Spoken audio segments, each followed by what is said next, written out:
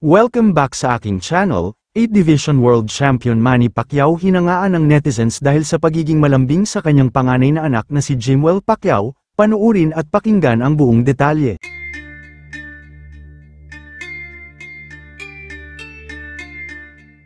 Todo puri nga ang mga netizens kay 8 Division World Boxing Champ na si Manny Pacquiao dahil sa pagiging mabuting ama nito at pagiging malambing sa kanyang mga anak kay Jinky Pacquiao.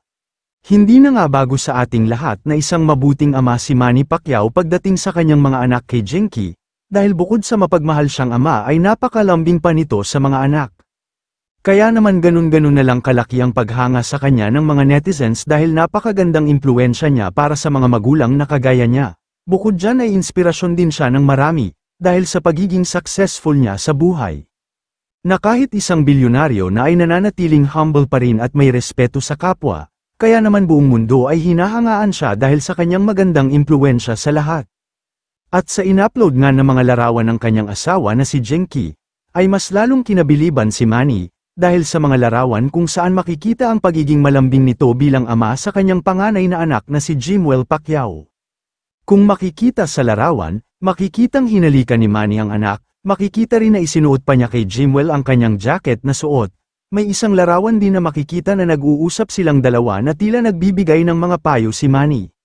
Dahil dito, ay muling dinagsa ng positibong komento ang pambansang kamao, dahil tila na kay Manny na daw ang lahat ng magagandang katangian ng isang ama, dahil sa pagiging mabuti nito sa mga anak.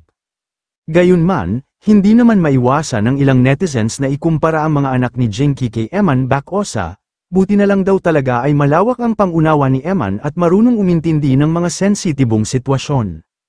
At alam niya kung saan siya lulugar, kaya naman maraming netizens ang humahanga kay Eman ngayon, na naging dahilan din upang mapansin ang kabutihang loob ni Eman, na nagbukas ng pinto para mas lalo siyang sumikat, at ngayon ay isa na siyang kapuso actor, pero hindi rin maipagkakaila na sobrang mababait at mapagmahal din ang mga anak ni Jinky dahil napalaki din ito ng maayos. Kayo mga ka-showbiz, anong masasabi nyo sa ating showbiz topic ngayon? Kung may opinion kayo ay magkomento lang kayo sa aking comment section.